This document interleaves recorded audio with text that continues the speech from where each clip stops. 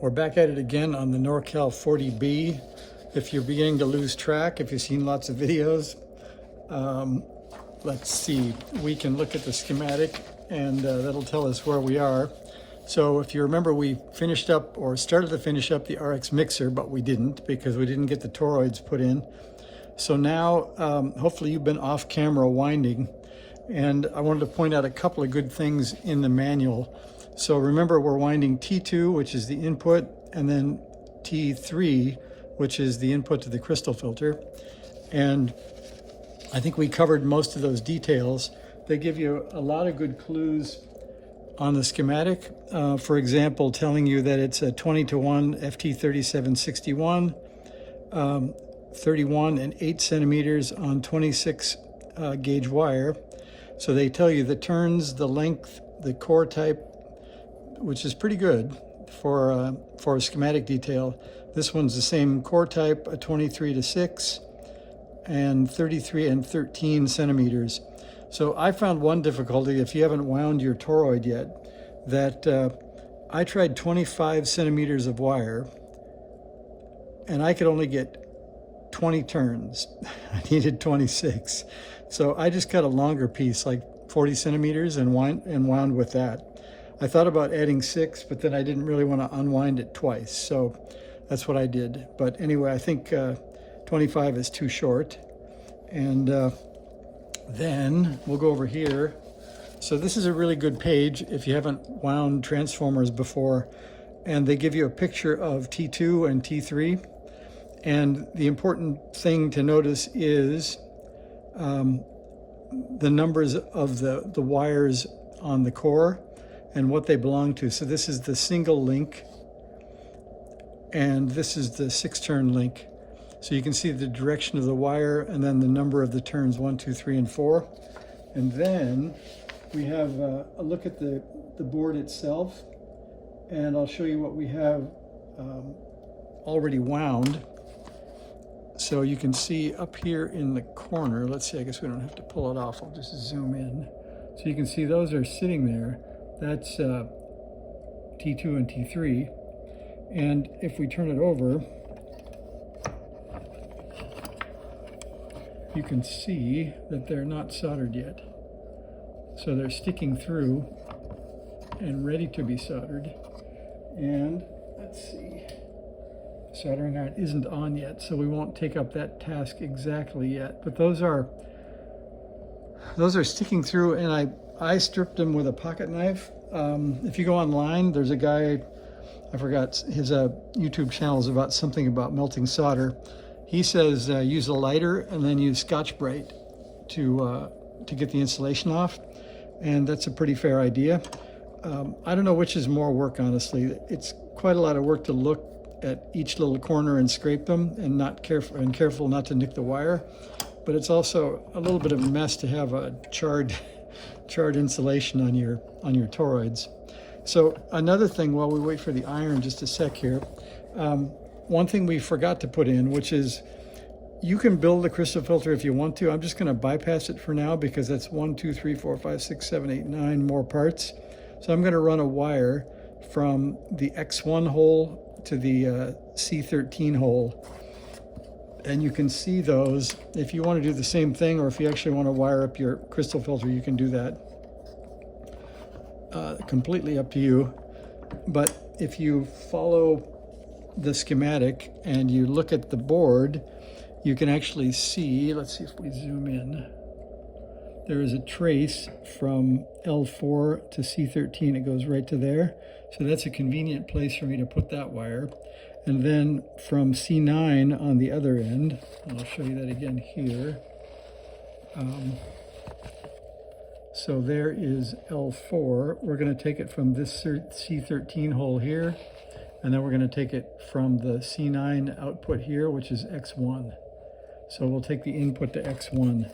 So here is X1, and if we tip it just right, you might get a glimmer of the trace, but you can see the trace right there. So we're going to put a wire from here to here, and that will avoid building the whole crystal filter until we're ready for all that. And my idea is just to get anything flowing through the radio. So we'll build this, we'll jumper the crystal filter out, and then we'll build the VFO. And we should be able to start receiving stations right after building the VFO, which I think is pretty cool because we don't have that many parts on the board. So I'm gonna tip that over and bend that slightly because we'll solder that one too. And that's these two. And let's see. By the way, I upgraded the workbench. I don't know if I told you guys, but I had just a plywood table with legs on it. And I bought this Husky bench from Home Depot. It's got 2 drawers. It is super convenient having a thin drawer right at your knees with all the common tools that you need at the bench without having them spread all over the bench top. So I'm enjoying that. And when you're done, you just close the drawer and the tools are sort of nicely saved for you. All right, so there, we're ready to solder those. I'm gonna move on to a different topic just for a second, because the next thing we're gonna do in, what will that be, session 8, will be to build the VFO. And this is gonna take you a while, so you wanna start on that. So this is, let me turn over to the VFO page. Here is the VFO, and we've got session 8 all ready for us here. So we have 17 parts to build the VFO. I thought about skipping over the RIT circuit, but it's just as easy to build it, I think, because it's just one chip.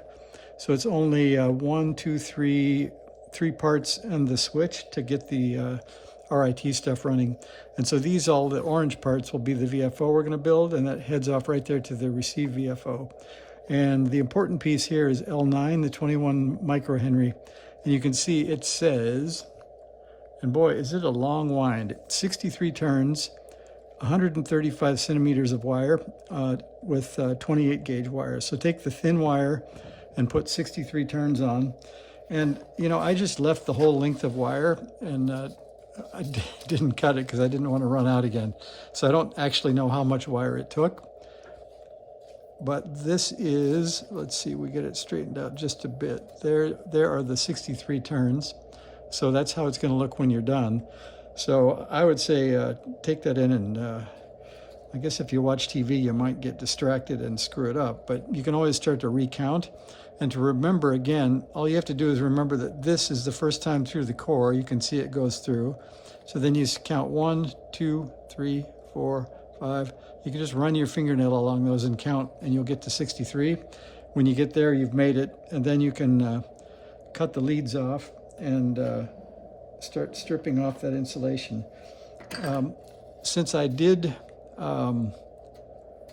all the others with the pocket knife, I'm tempted to do this one also, but I might get out the lighter out of the kitchen and burn those off. So the guy recommends burning them and then a little Scotch-Brite and then tin them while they're after the Scotch-Brite to make sure you've got all the enamel off. So we'll see if I'm going to do that or not. All right, now I'm going to put a little solder on here. So if you want to wait until session 8 comes up and have your VFO inductor wound, you could do that, because then I think we can build the VFO in one session. I'm adding a little water to the soldering iron and getting ready here. All right, let's see, we'll get down here.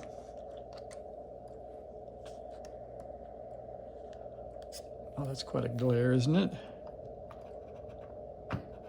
There we go. And let's see, for those that want to see this, see the smoke rise, I'll try to get the camera a little closer for you here. There we are.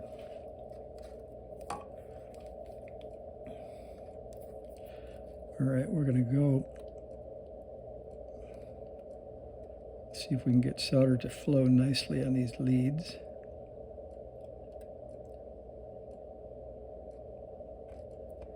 Not flowing very nicely yet. Clean the tip again. I'm not sure that that one is tinned enough. I'll do this one since I can see that that's tinned. So that's soldered nicely. It looks like I have to come back and clean up that other one. And if you don't see the solder adhere to the wire like you're seeing here and to the pad, then you haven't made it yet. So these are two nice looking joints. I think this one you can see a lot of copper showing. This one also. And this one is the jumper wire. I'll go ahead and do that one. Hopefully, I guess we'll just cut that when I get ready to pull it out so it won't be too hard to pull out. And I think we have enough copper showing on that one. I'll try it. Yeah, that stuck. And then we'll try this one.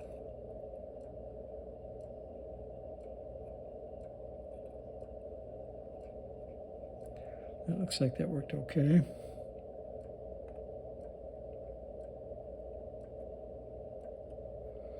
Try pulling on this one and see if I have access to a little more copper here. It did tin, so I'm going to push it down in just a bit. Solder that.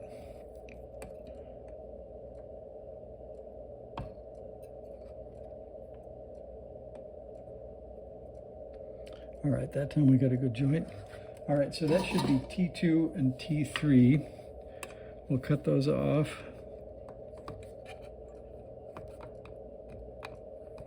And I don't know what kind of a test we're going to get here since we don't have a VFO, but we also don't have a crystal filter. So we may get enough to get some kind of noise through, I don't know. Let's just see what happens. But I think we have enough to try anyway.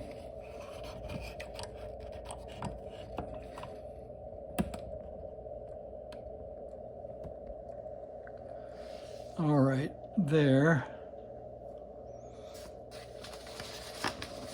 And I think if we look at the schematic, we have a signal path because we have the jumpers on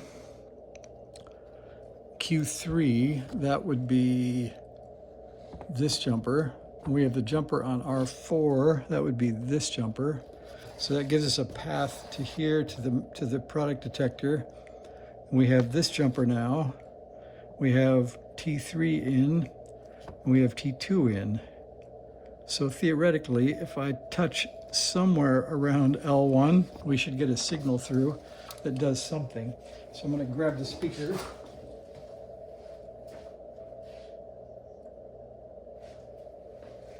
And the wire. And I charged it, so maybe it will stop shutting off on us while we're trying to use it.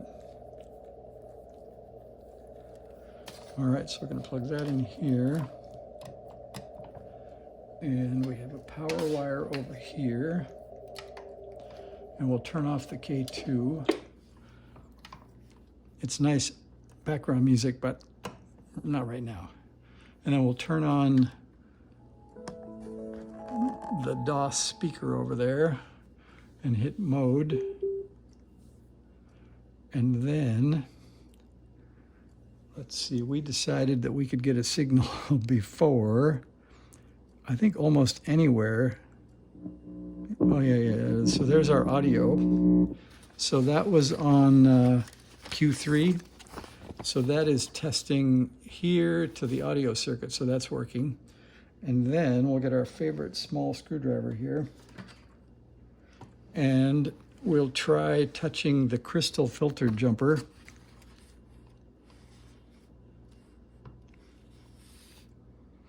Let me also see. I can't remember if I left the volume up or not after the last blast. That's pretty close to the maximum. All right, then we're going to try the input to this product detector, which I think is pin 2. No, it's pin 1 is the input there, and that is U2.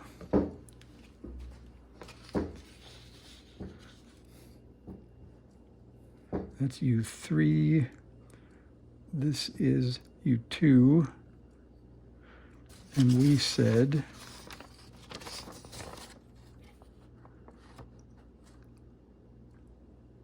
pin 1. So we have a signal there. Now we're going to go back to C9 and see if we have a signal there. We do. And I don't know if we'll get a signal through this mixer or not, but we're going to try touching pin 1.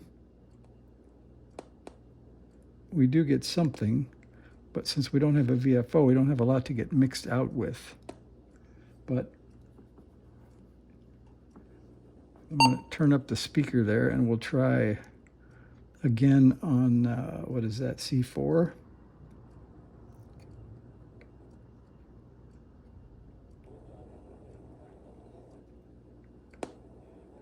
So we do have, I can hear the faintest bit of an AM radio signal coming through. So I think we're passing RF. Now let's see if, let's see.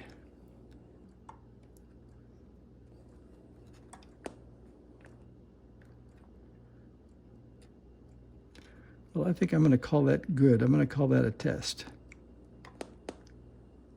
Let me get a sharper screwdriver or a sharper something. So let's see if we can touch, if we have anything on 3.